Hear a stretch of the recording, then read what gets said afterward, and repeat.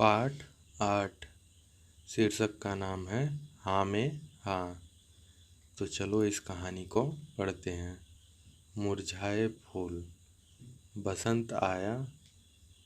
बसंत का मतलब होता है जो सर्दी के मौसम के बाद और गर्मी के मौसम के पहले, जैसे होली का समय। बसंत आया तो राजा कृष्णदेव राय का बगीचा फूलों से भर उठा। राजा बहुत प्रसन्न हुए और मंत्री से बोले, ऐसा प्रबंध करो। प्रबंध का मतलब होता है उपाय। तो ऐसा उपाय करो कि यह बगीचा सदा मतलब हमेशा ही ऐसा ही रहे।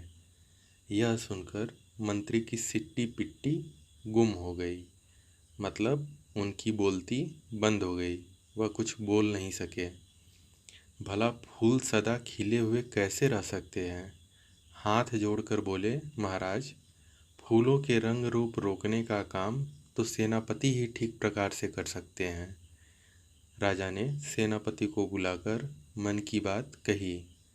वह भी घबरा गए और बोले, महाराज, मेरे दादाजी एक बात कहा करते थे, फूलों का रंग रूप तभी तक रह सकता है जब तक उन पर परियां मंडराती रहें, मतलब परियां घूमती रहें। सेना देखकर तो परियां भाग जाएंगी। यह काम मुझसे अच्छा तेनालीराम कर सकता है। परियां उससे डरेंगी नहीं। बेचारा तेनालीराम फंस गया। मंत्री और सेनापति खुश।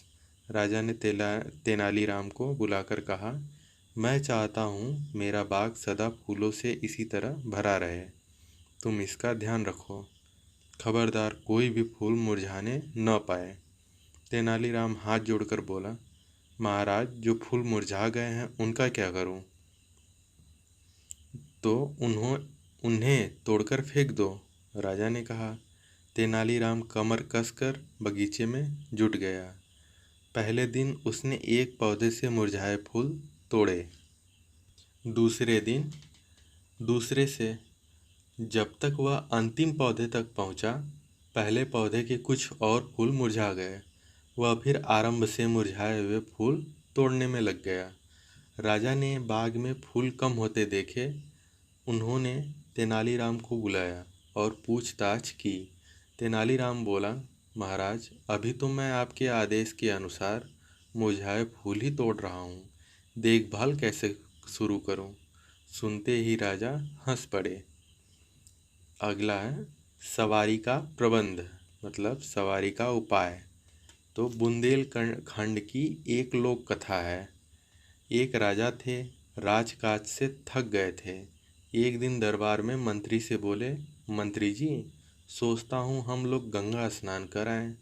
राजा की बात सुनते ही मंत्री जी चट से बोले, बहुत शुभ विचार है महाराज। आपके पूर्वजों ने तो कई बार गंगा जी की यात्रा की है, अवश्य चला जाए। राजा ने पूछा, तो मंत्री जी, फिर चलने का कोई शुभ मुहूर्त निकलवाएं। मंत्री बोले, मुहूर्त मुहूर्त की क्या बात है महाराज, सबसे बड़ा मुहूर्त इच्छा ही है। जिस दिन महाराज चलने का विचार करें वही शुभ मुहूर्त है।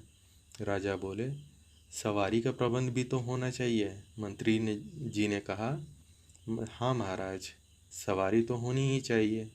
गंगा जी बहुत दूर हैं, परंतु सवारी की आपके यहाँ क्या कमी है? एक से बढ़कर एक सवारियाँ हैं। राजा ने पूछा, कौन सी सवारी ठीक रहेगी? मंत्री जी बोले, सवारी वही ठीक रहेगी जिसमें श्रीमान को सुविधा हो। राजा बोले, मंत्री जी, हाथी कैसा रहेगा? मंत्री जी बोले, महाराज, उत्तम। हाथी जैसी सवारी, वाह क्या कहना। आनंद से चले जा रहे हैं, जहाँ ठहरना चाहे ठहर सकते हैं, जब चलना चाहे चले। राजाओं की सवारी तो हाथी ही है, ठाठ से हौदा कसा हो। महाराज की सवारी चली जा रही हो, आगे पीछे नौकर चाकर साज सामान लिए चले रहे हों। दूर से देखने वाले देखें कोई रईस चला आ रहा है। राजा बोले, गंगा जी तो बहुत दूर है, हाथी से तो महीनों में कहीं पहुंच पाएंगे, चींटी की चाल चलता है। मंत्री ने उत्तर दिया, सो तो है ही महाराज, हाथी से ज़्यादा सुस्त जानवर दूसरा नहीं है। राजा ने कहा, तो फिर ऊँट? मंत्री जी बोले, ऊँट ठीक है महाराज, उत्तम सवारी है। कोसों की मंजिल एक दिन में पूरी करने के लिए ऊँट से बढ़कर कोई सवारी नहीं है। राजा बोले, परंतु कई दिनों का खटराग है। ऊँट पर बैठे बैठे कुबड़ निकल आएगा, कमर तो टूट ही जाएगी। ऊँट बलबलाता भी बहुत है।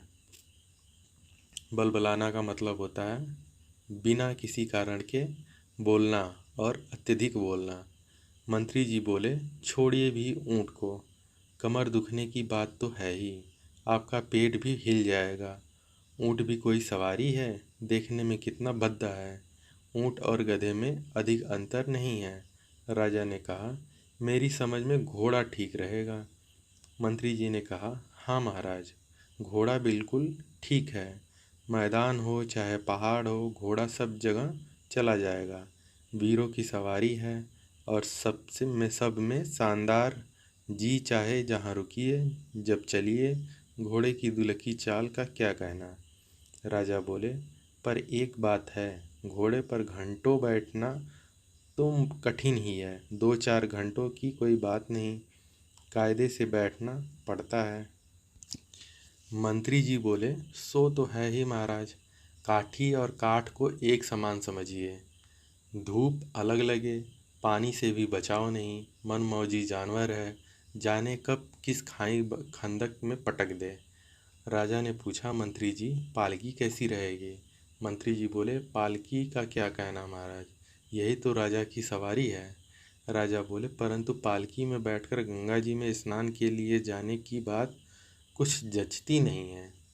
लोग हंसेंगे तो नहीं? मंत्री जी ने कहा, हंसने की बात तो है ही महाराज, पालकी पर लद कर चलना तो जीते जी ही मुर्दों की तरह जाने के बराबर है। राजा ने कहा, तब तो कोई सवारी ठीक नहीं बैठती। तो फिर मंत्री जी, गंगा स्नान के लिए जाने की बात रहने ही दें। मंत्री जी बोले, उत्तम विचार है महाराज, गंगा भी क्या कुछ विशेष हैं? यही सब आनंद है। कहीं भी गया है, कहा भी गया है, मन चंगा तो कठौती में गंगा। राजा ने कहा, हाँ तो फिर यही तय है, कोई इस यात्रा के पचड़े में पड़े। कौन इस यात्रा की पचड़े में पड़े? और फिर राजा ने गंगा यात्रा का विचार त्याग दिया।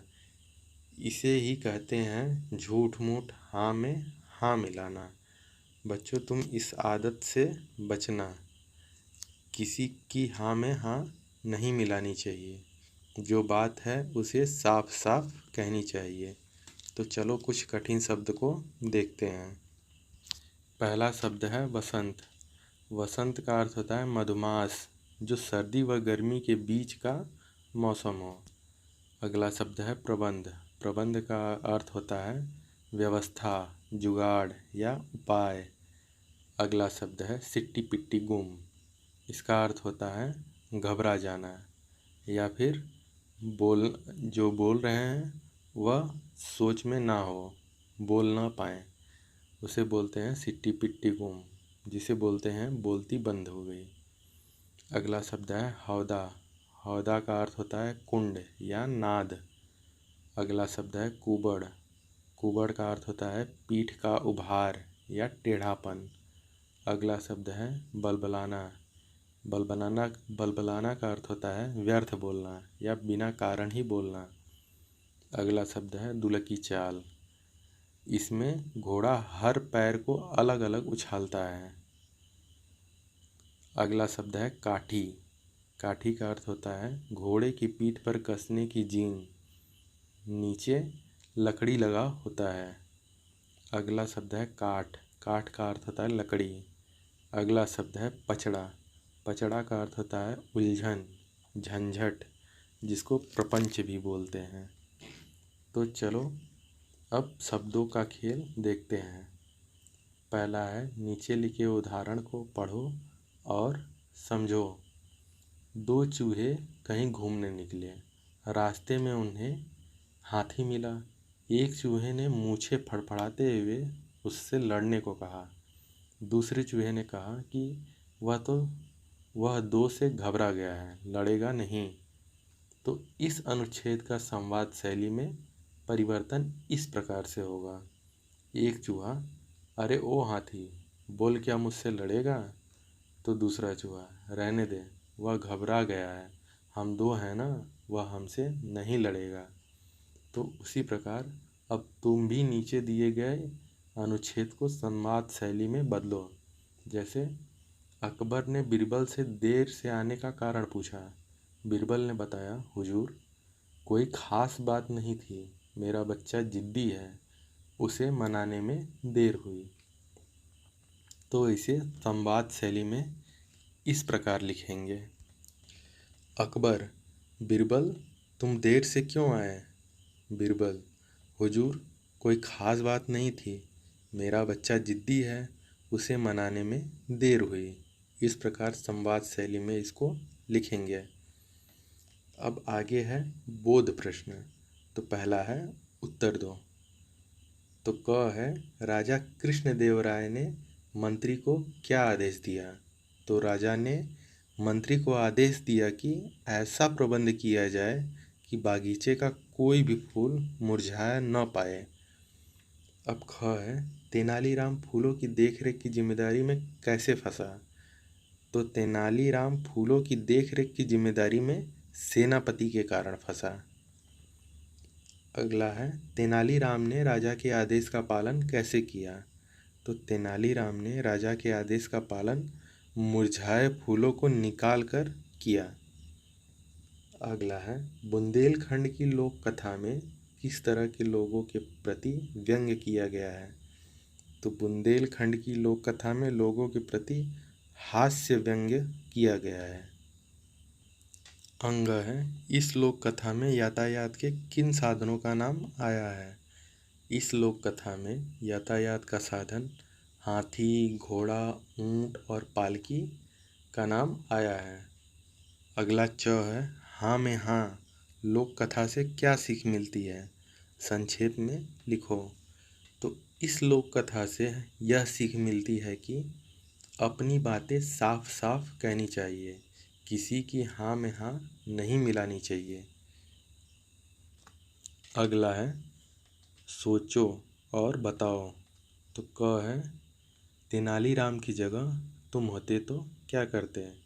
तो तेनालीराम की जगह मैं होता तो कहता, महाराज, यदि प्रतिदिन शाम को वर्षा होती तो फूल नहीं मुरझाते, और प्रतिदिन शाम को वर्षा नहीं हो पाएगी, नहीं होती।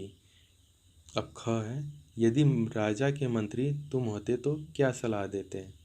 तो यदि मैं राजा का मंत्री होता तो यह सलाह देता कि महाराज, सभी का जीवन काल निश्चित है, इसलिए फूल अपनी आयु के पश्चात, मतलब बाद में, मुरझा जाएंगे। अब आगे है तुम्हारी कलम से, किसी स्थान की यात्रा की योजना बनाओ। तो क है, किन किन साधनों से जाओगे? तो उसमें से बस, ट्रेन, रिक्शा आदि हो सकता है। ख है, साथ में कौन कौन होगा? कौन कौन साथ होंगे? तो साथ में दोस्त हो सकते हैं, माता पिता हो सकते हैं, गुरुजी हो सकते हैं, आदि लोग हो सकते हैं। अब ग है, वहाँ क्या क्या करोगे? तो वहाँ पहाड़, नदियाँ, झरना, नई जगह आदि घूमेंगे और देखेंगे। अगला है, खर्च का भी अनुमान करके लिखो। तो खर्च का अनुमान स्वयं करो और उसकी गणना करो। इस प्रकार की स्थान की यात्रा की योजना बनाओ। अब करने की बारी। तो इसी प्रकार की अन्य लोक कथाओं, हास्य कविताओं, चुटकुलों का संग्रह करो तथा मित्रों को सुनाओ और उनसे भी सुनो। अगला है, बुंदेलखंड की लोक कथा में यातायात के कुछ साधनों का नाम आया है। यातायात के उन साधनों का नाम लिखो जो इस कथा में नहीं आया है। तो इस कथा में रथ, लकड़बग्घा, बस, train, rickshaw, motor bike, cycle इत्यादि नहीं आया है। अब ग है। इस पाठ में आए मुहावरे और उनका अपने वाक्यों में प्रयोग करो। तो मुहावरे हैं सिट्टी पिट्टी गुम होना। तो सिट्टी पिट्टी गुम होना का वाक्य प्रयोग होगा, गुरुजी को देखते ही उसकी सिट्टी पिट्टी गुम हो गई। अगला मुहावरा है कमर कसना। तो इसका वाक्य प्रयोग होगा, खेल में जीतने के लिए श्याम ने कमर कस लिया। अगला है चींटी की चाल चलना। तो इसका वाक्य प्रयोग होगा, राजू चींटी की चाल चलता है। अगला वाक्य मुहावरा है मन चंगा तो कठौती में गंगा। तो इसका वाक्य प्रयोग होगा, सुरेश के लिए कहीं जाने की जगह अपनी दुकान में काम करने से मन चंगा तो कठौती में गंगा की भावना आती है।